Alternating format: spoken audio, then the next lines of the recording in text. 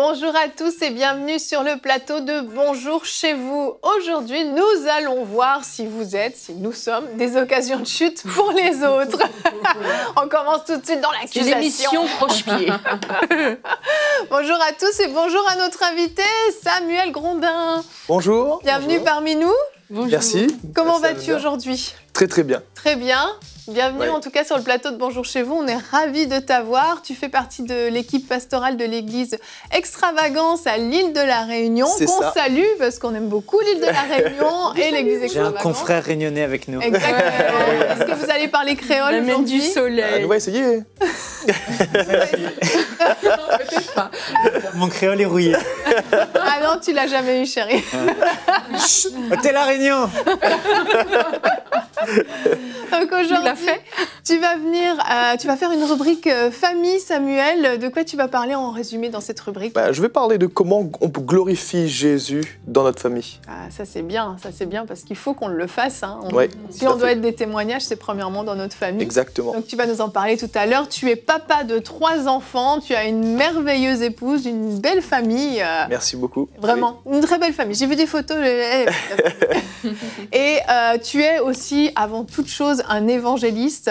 Vraiment, tu parcours les rues et les églises, les pays. Tu vas un peu partout, en fait, et tu vas témoigner de Jésus-Christ et tu vis de très belles choses dans ton ministère. Amen. Donc, on est content de t'avoir avec nous. Merci. Anne, on va commencer donc cette émission avec toi. C'est toi qui fais la pensée du jour aujourd'hui. Allez. Ça va? Tu te sens d'attaque? D'attaque. T'es inspirée? D'attaque. Allez, on commence avec la pensée du jour.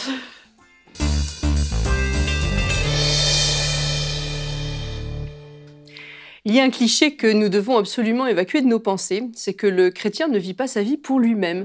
Ça semble une affirmation complètement folle au siècle de l'individualisme, et nous aimons penser que Dieu s'occupe de nous, pour nous seuls, dans notre petite bulle. Mais cependant, il y a une dimension de la vie chrétienne qu'il ne faut jamais oublier, c'est que nous ne sommes pas seuls. Nous avons pour vocation de vivre entourés de gens, n'est-ce pas, Aurélie? Et la façon dont nous allons mener notre vie chrétienne va avoir une influence sur ces personnes immanquablement. Et c'est pas juste un effet collatéral, c'est le cœur même de notre vocation. Alors, quelle influence exerçons-nous sur les autres? C'est la question que je vous pose aujourd'hui. Sommes-nous des bâtisseurs ou des destructeurs? Alors tout le monde en chœur va me répondre « Des bâtisseurs !» Mais bien sûr. Et là, je vous dis, en êtes-vous absolument certain? Le prophète Malachie, dans Malachie 2,8, nous rapporte les paroles que Dieu adresse aux hommes religieux. Et il dit ceci: « Vous vous êtes écartés de la voie, vous avez fait de la loi une occasion de chute pour plusieurs. » Alors, ce sont des hommes religieux qui font tout bien, qui cultivent leur irréprochabilité, et pourtant Dieu leur fait un reproche terrible suivi de conséquences épouvantables. Il leur dit « Je vous rendrai méprisable aux yeux de tout le peuple ». Alors nous sommes tous conscients que nous pouvons avoir une excellente influence par notre modèle et laisser Dieu bâtir des vies au travers de notre témoignage. Mais nous pouvons aussi, malheureusement, être une occasion de chute par notre rigidité, par notre intransigeance, et détruire ce que d'autres ont bâti par leur modèle, par leurs soins pastoraux fidèles, par leurs encouragements. Alors combien de gens plus faibles dans la foi ont été littéralement déroutés à cause de l'intransigeance de quelques-uns qu'ils regardaient pourtant comme des modèles à suivre? Paul fait une sévère remise d'aplomb, une sévère mise au point dans Galates 5.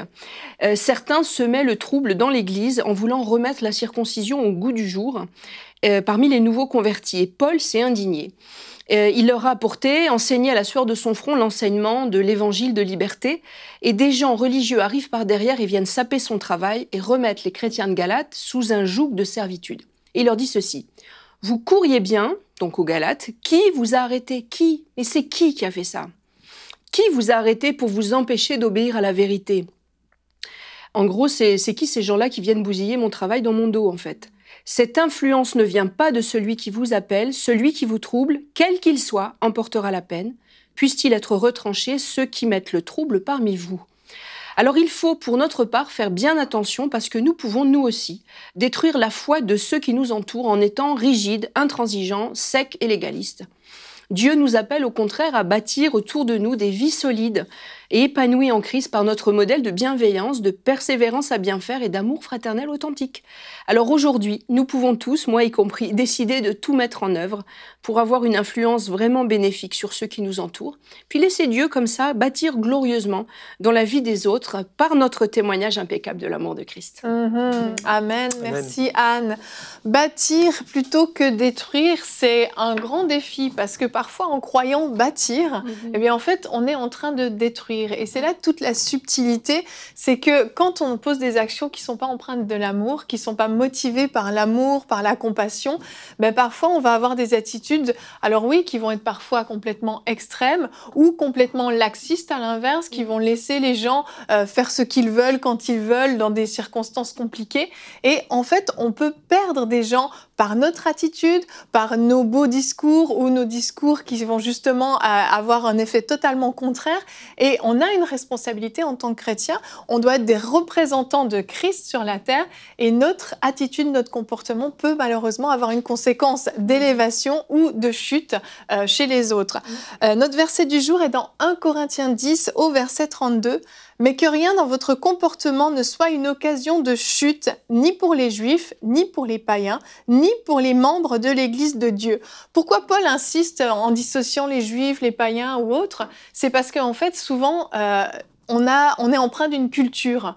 Et notre culture va faire qu'on va peut-être des fois changer un petit peu la couleur de la Bible, la couleur de ce que dit la Bible et de l'annonce de l'Évangile, avec un filtre de notre culture, et on peut être une occasion de chute pour les autres juste parce qu'on a une rigidité sur une forme de culture en disant, ben voilà, chez moi, on a toujours fait comme ça, dans mon église, on fait toujours comme ça, et puis on peut malheureusement perdre des gens de cette façon-là. On confond souvent, enfin, je dis on, c'est un on, vraiment un général, voilà, c'est ça. On confond souvent les enseignements bibliques avec des façons de faire qui sont même parfois qui remontent à plusieurs siècles. Et il faut bien, je ne vais pas dire qu'il faut toujours être dans l'introspection, mais il faut souvent se demander si ce qu'on fait, on le fait parce que vraiment c'est écrit dans la parole de Dieu ou parce que c'est une façon de faire. Et quelquefois, et même souvent, c'est parce qu'on a été très rigide sur des principes qu'on a brisé la foi d'autres gens autour de nous. Ouais. Et ce qui se passe souvent, c'est pas pour défendre les gens qui font ça, c'est que quelquefois, quand tu viens de donner ta vie au Seigneur, mais tu es vraiment centré sur toi et tu es centré sur ta relation avec Dieu. Du coup, dès que tu vois quelqu'un qui fait un truc qui est comme un peu en dehors de la parole, mais là, tu te lèves comme non, mais tu ne peux pas faire ça et tu ne te rends pas toujours compte que cette attitude, en fait, n'est pas empreinte de la grâce de Dieu et que ça peut être une occasion de chute, en fait, pour les personnes. Mais quand tu grandis avec le Seigneur, quand l'amour de Dieu commence à remplir ton cœur, mais tu réalises, en fait, ce que Anne disait dans ta pensée, que dans la relation avec Dieu, tu n'es pas tout seul. Il y a des personnes autour de toi.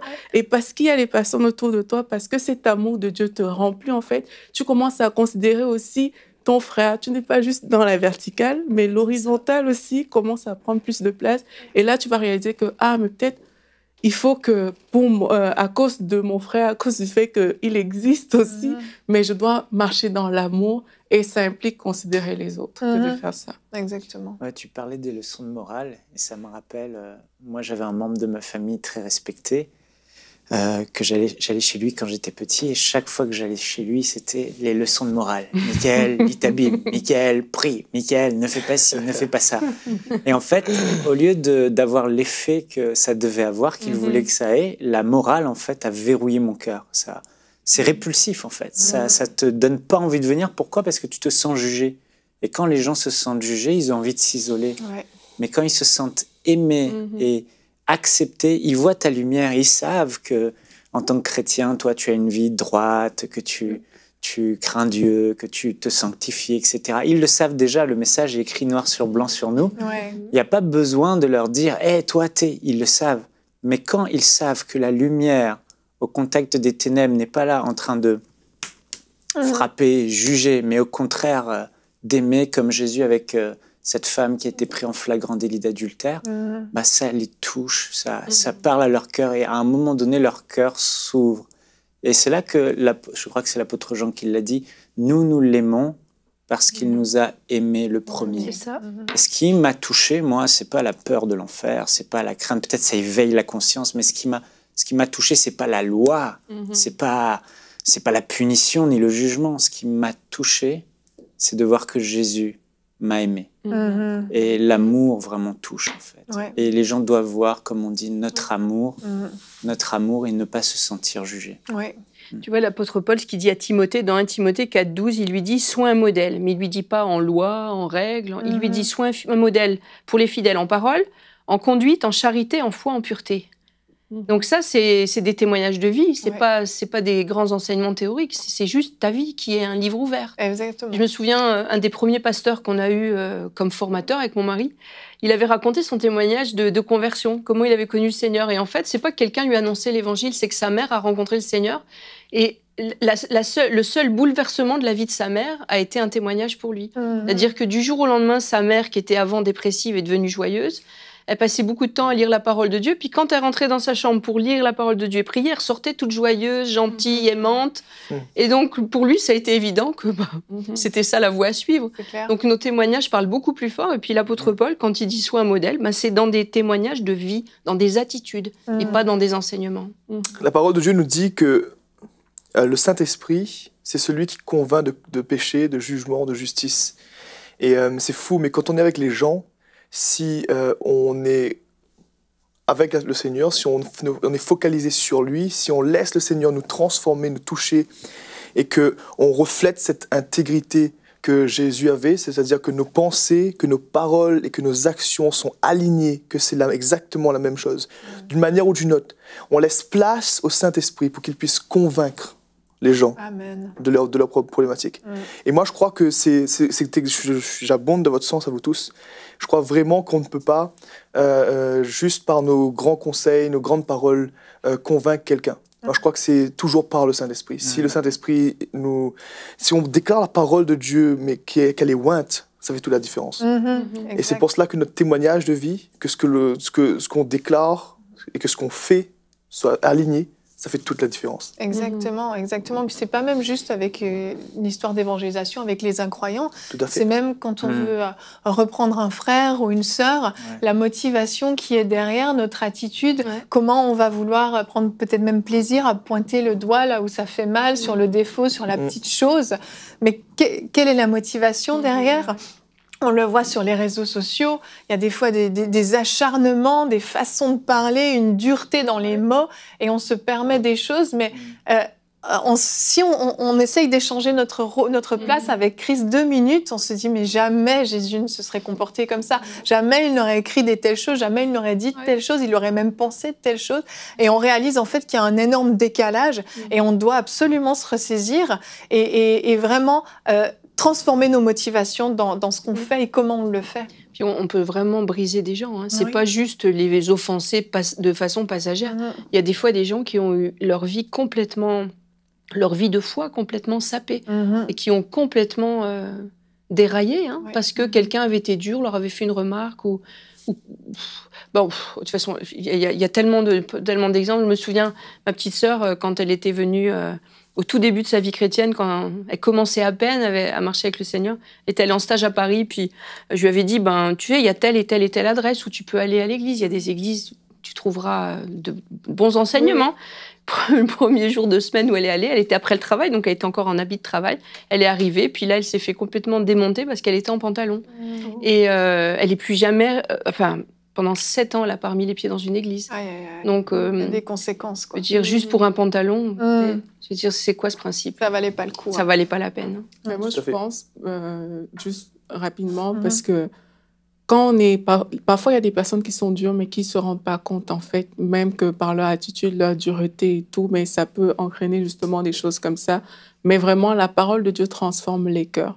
Et ça, on doit pouvoir se prendre conscience de ça. C'est que la parole de Dieu, alors qu'on est constamment en contact, il y a ce truc dur parfois au-dedans de nous que parfois on ne perçoit même pas, qui va se transformer en fait et qui va faire que de nous, justement, il sorte quelque chose de plus tendre, de plus doux et que cet amour de Dieu puisse se dégager, bien sûr. Amen. Avant de passer à la rubrique famille, j'ai juste une pensée pour un jeune couple qui nous écoute. Vous êtes fiancés et le garçon dit à sa petite amie, mais on peut coucher ensemble, on peut avoir des relations sexuelles, on va se marier, c'est bon. Et la jeune fille, elle n'est pas sûre, elle est hésitante. En tant que garçon, en l'occurrence, dans ce que j'ai vraiment à cœur, ne sois pas une occasion de chute pour ta fiancée. Patiente encore quelques minutes, prends le temps d'attendre. Et quand vous serez mariés, tu auras toute la vie pour profiter de ta femme, mais ne sois pas une occasion de chute pour ta fiancée. Voilà, j'avais cette pensée à cœur. Si ça concerne quelqu'un, recevez. Samuel, on va enchaîner donc tout de suite avec la rubrique famille.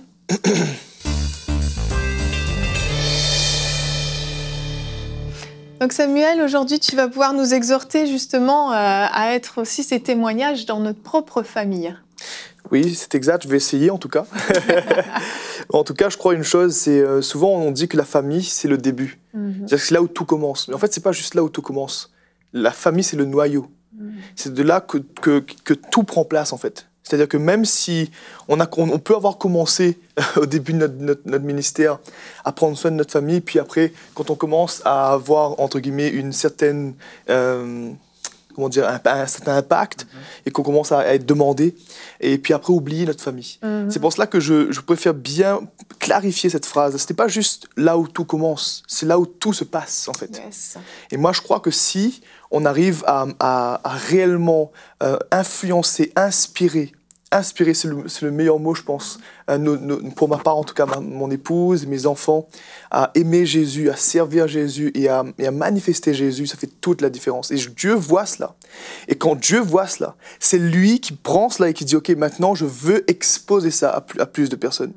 Et quand il y a un souci à ce niveau-là, il nous ramène. C'est pour cela que moi, je crois qu'il faut vraiment qu'on soit malléable entre les mains de Jésus et qu'on laisse le Saint-Esprit nous inspirer à glorifier Jésus dans notre famille. Et c'est vrai que l'un des premiers points que j'avais à cœur de partager avec vous, c'est le fait de prendre nos propres victoires personnellement, alors que nous sommes là où personne nous voit, je dirais, d'accord, nos propres défis qu'on a personnellement. Et en faisant cela, on deviendra une voix pour les autres. C'est une phrase qui fait beaucoup écho dans mon cœur, parce que je crois que souvent, on lit la parole de Dieu, okay, on voit des principes de la parole de Dieu sur l'importance de se tenir pur, l'importance d'être un exemple, l'importance de faire les choses selon le cœur de Dieu, enfin bref, tous les principes de la parole de Dieu. Et on se rue tout de suite on va enseigner ça à quelqu'un, on va le dire à quelqu'un. Et le problème, c'est que quand on fait cela, on ne vit pas forcément ce qu'on a lu, parce que la première personne à qui s'adresse cette parole, c'est nous. Et moi, je crois que des fois, on oublie que le temps est un allié, que Dieu nous donne le temps pour qu'on puisse justement vivre sa parole, que cette parole-là vienne nous transformer, qu'elle vienne prendre vie en nous. Et quand cette parole prend vie en nous, elle nous active pour que justement on puisse aller voir d'autres personnes qui sont dans ce problème-là et leur dire, écoutez, je vous conseille de faire cela, je vous conseille de faire cela. Et je prends l'exemple ça m'est déjà arrivé dans un témoignage, un ami qui a lutté vraiment avec la pornographie, avec plein de choses comme ça. Il est marié, pardon. Et il avait des enfants. Et en fait, le problème, c'est qu'il n'arrivait pas. Il me dit son problème, c'était qu'il n'arrivait plus à avoir une relation réelle avec son épouse. Son épouse commençait à rester devant la télé, et il rentrait le soir, et ils étaient distants, il y avait plein de choses qui se passaient, et puis il avait beau vouloir lui parler par rapport à cette addiction, entre guillemets, qu'est la télé ou autre chose, mais ça fonctionnait pas. Et je lui ai dit, mais, mon frère, j'ai juste une question. Qu'en est-il de tes propres défis? Tu veux inspirer les autres à prendre la victoire? C'est une très bonne chose. C'est ton épouse, je comprends ton cœur. Mais est-ce que toi, tu prends tes propres victoires? Est-ce que toi, tu prends tes propres victoires avec l'aide du Saint-Esprit? Bien sûr, c'est jamais par nos propres forces. Et du coup, ce frère-là, c'est comme si il y a quelque chose qui s'est passé en lui, puis il me dit, oui, c'est vrai, mais j'arrive pas. Je dis, oui, mais écoute mon ami, concentre-toi là-dessus. Change ça. Fais la différence à ce niveau-là. On va prier ensemble. Je serai là à tes côtés. Je vais t'aider au maximum. Si je peux être un oreille, si je peux être quelqu'un qui peut t'aider à ne pas tomber. Fais attention à ça, fais attention à cela. Et du coup, là, ce qui s'est passé avec ce gars-là, une semaine plus tard, en tout cas, durant cette semaine-là, il s'est vraiment repenti devant le trône de Dieu. Il a commencé à régler ses problèmes personnels. Et il s'est rendu compte qu'en faisant cela, ça avait changé l'atmosphère dans sa maison. Bah oui. Parce qu'il a commencé à glorifier Jésus, parce qu'il a commencé à dire, Seigneur, je veux m'aligner avec toi. Et donc, je vais régler ces problèmes-là. Seigneur, je te fais confiance maintenant, tu m'aides là-dedans, tu m'aides là-dedans, tu m'aides là-dedans. Et en entrant dans ce processus-là, bien sûr, tout n'a pas changé d'un coup. Il y a certaines choses, oui, mais au fur et à mesure, comme il entre dans un processus de guérison, de repentance, Dieu a commencé à se glorifier dans sa maison. Et il s'est dit, mais c'est bizarre, mais quand j'ai commencé à parler à mon épouse, c'est comme si que j'ai attiré son attention. C'est comme si quelque chose qui s'est passé. Et là, du coup, ça a changé totalement. 1 mois plus tard, du coup, j'ai pris des nouvelles un peu régulièrement. Ouais. 1 mois plus tard, c'était totalement différent. Wow, il arrivait à avoir des moments de famille, des moments de couple. Parce que en quelques instants, en prenant ses propres victoires, il a réussi à les partager avec les autres. C'est une image forte. Tu prends tes victoires et tu es capable ensuite de prendre cette victoire et de la partager avec les autres. Et c'est beau, en fait. Et j'ai réalisé que si on était plus comme cela, j'entends souvent, malheureusement, des ministères ou des gens, des chrétiens qui prêchent et qui font croire sur les réseaux sociaux qui sont des grands prédicateurs et qui touchent des milliers de personnes et qui ont un impact, je dirais, ou qui sont écoutés par des milliers de personnes. Et quand je vois le style de vie, que j'apprends le style de vie des personnes, je me dis, mais il y a un problème. Il y a quelque chose qui ne va pas. C'est pour ça qu'il n'y a pas de poids, c'est pour ça qu'il n'y a pas d'onction, c'est pour ça qu'il n'y a pas d'autorité, c'est pour ça qu'il n'y a pas d'impact réel dans le cœur des gens. C'est parce qu'on n'est pas vrai, on n'est pas intègre. Et du coup, je me dis, mais Seigneur, change-nous. Et c'est pour ça que le milieu de la famille fait toute la différence. Parce que ces gens-là, quand tu regardes vraiment, la première chose que je me pose comme question quand je vois ça, je dis, mais comment est son atmosphère de famille? Et à tous les coups, il y a quelque chose qui ne va pas au niveau de la famille. C'est une bonne question à se poser ça dans notre propre famille. Quelle est l'atmosphère qui règne dans notre maison, dans notre foyer? Et maintenant, j'aimerais juste encourager avec un verset dans Romains 5:3. Et c'est un verset qui aussi m'a beaucoup encouragé pour ceux qui se disent, OK, je suis dans ce processus-là et je me repens maintenant, je veux vraiment changer, je veux vraiment faire la différence. On va lire ensemble ce verset. La Bible dit, bien plus, nous nous glorifions même des afflictions, sachant que l'affliction produit la persévérance. La persévérance, la victoire dans l'épreuve. Et cette victoire, l'espérance. Et moi, je crois une chose, c'est que même si c'est difficile, même si c'est affligeant de se dire, OK, il faut que je change, il faut que je me fasse violence pour changer ça, pour arrêter cela. Oui, ça coûte. Ça nous demande de faire un effort sur nous-mêmes, sur notre temps, sur plein de choses, de sacrifier des choses, de mettre notre orgueil de côté, de s'investir, en fait. Quoi, ouais. Ça nous coûte. Et en fait, en faisant cela, Dieu va nous donner cette persévérance. Et quand on commence à persévérer dans cette directive, dans cette direction, quelque chose se passe. Dieu nous conduit à la victoire. Et ce qui m'a touché dans ce passage, c'est que ce n'est pas une question, il ne met même pas l'option échec. Oui, c'est vrai. Ce n'est pas la victoire ou l'échec dans l'épreuve. Ouais. C'est la victoire dans l'épreuve. Ouais. Celui qui persévère réellement, en étant dans la parole de Dieu, en s'alignant à Dieu, en disant, Seigneur, je te fais confiance et je commence à faire un effort. Quelque chose va changer. Tu auras la victoire sur ton épreuve. Et en plus de cela, cette victoire va produire l'espérance. Et vraiment, je voulais vraiment encourager le maximum de personnes à faire cela, à vraiment se positionner pour, dans un premier temps, glorifier Jésus, mais continuellement glorifier Jésus dans notre famille. Et moi, je crois que la famille est aussi un lieu où on peut savoir justement où est-ce qu'on en est. Où est-ce qu'on en est réellement, en fait? Au bout de quelques années, au bout de quelques temps, quand on parle à notre épouse, quand on parle à nos enfants, quand nos enfants nous parlent, les messages qu'ils transmettent, en fait, où est-ce qu'on en est? Vraiment, où est-ce qu'on en est? Bien sûr, on va devant le trône de Dieu, on prie, on dit, Seigneur, aide-moi à réaliser, à ouvrir mes yeux, mais aussi, on voit ce qui se passe autour de nous. Les personnes les plus proches de nous donnent une indication réellement où est-ce qu'on en est. Dans notre vie spirituelle, dans notre vie avec Christ. Voilà, je voulais vous encourager avec ça. Merci Samuel. Peut-être que tu pourrais juste un tout petit peu détailler rapidement justement comment être cette source d'inspiration au quotidien, parce que c'est sûr qu'il y a des choses à régler, mais comment au quotidien on peut justement être cette source d'inspiration pour la famille dans les petites choses comme dans les grandes, parce que là tu nous parlais de ces défis. Donc oui, on a des défis, mais admettons on a réglé la plupart des défis dans notre vie. Comment on continue à inspirer notre famille, notre femme, nos enfants, notre mari? Moi, je pense que c'est dans notre humilité. Pourquoi? Je ne sais pas si c'est l'unique réponse, mais c'est celle que je reçois maintenant. Et je pense que le fait d'être humble et de montrer cette attitude, qu'on s'humilie devant Dieu et qu'on est constamment en train de se remettre en question devant son trône, avec sa parole, en posant des questions, en donnant la liberté à l'autre de dire qu'est-ce qui se passe, qu'est-ce qui arrive. Et enfin, en créant ce genre d'atmosphère-là, ça fait toute la différence. Et ça inspire justement la famille. Ils peuvent dire, OK, papa, oui, il n'est pas parfait. Mon mari, oui, il n'est pas parfait, mais il cherche Dieu, et il fait des efforts, il veut vraiment faire la différence. Et donc, on va l'encourager. Ouais. Et donc, nous-mêmes, on va faire des efforts. Et ça fait toute la différence. Ouais. Moi, je crois vraiment ça.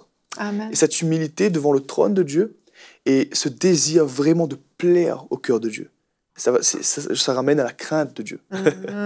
Et tout cela sont des ingrédients qui vont vraiment, je crois, empuissancer les familles, encourager les familles, bâtir les familles. Et en fait, plus la famille est bâtie, plus le reste se bâtit.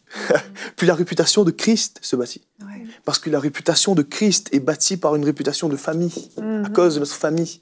Parce qu'il a choisi la famille, de se manifester par une famille. Moi, c'est vraiment ce que je crois. Je ne sais pas si j'ai répondu à la question. Si, tu as tout à fait répondu à la question. Tu veux prier rapidement pour les familles, justement, ces maris, ces épouses qui ont des défis puis qui n'arrivent pas forcément à les régler? Bien sûr. Seigneur, maintenant, je prie et je te remercie pour ta présence, pour ta paix maintenant. Et je sais que beaucoup de personnes qui sont en ce moment même dans ce cas-là sont vraiment dans cette attente maintenant. Je prie pour qu'une repentance réelle prenne place dans le cœur de ces personnes, Père, dans le nom de Jésus. Et je prie parce que, Seigneur, tu es tellement bon.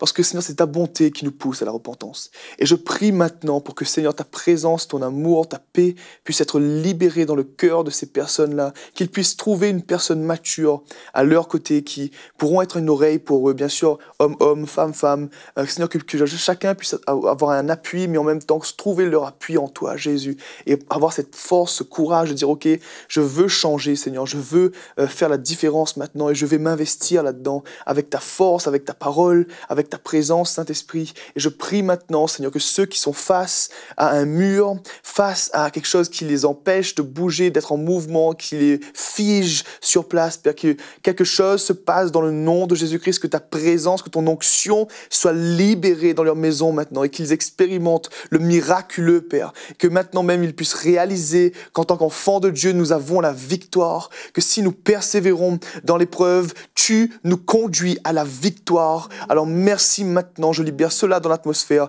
dans le nom de Jésus. Amen. Amen, amen. Merci beaucoup Samuel pour cette belle rubrique famille qui nous pousse à être une source d'inspiration pour notre famille. Merci beaucoup. Tu nous rappelles des choses qui sont essentielles, être avant de dire aux autres d'être. Et c'est un très très bon message. Merci. Tu seras avec nous encore jeudi pour l'émission de jeudi. Tu feras la pensée du jour. Pasteur, j'ai une question. Mais nous, on va se retrouver demain. On va continuer un petit peu dans la même lignée qu'aujourd'hui. Donc, on a parlé de ne pas être une occasion de chute aujourd'hui. Demain, on va voir comment notre attitude face à la tempête peut être une occasion de témoignage. À l'inverse de l'occasion de chute, un témoignage pour ceux qui nous entourent. Notre thème sera « Ta confiance en Dieu est un témoignage puissant pour les autres ». Et Anne, tu seras avec nous. Tu vas faire une rubrique flashback. Tu vas nous parler des frères Wesley. Oui. Donc, on a hâte que tu nous en parles. On se retrouve demain. Allez, merci à tous et bonjour chez vous.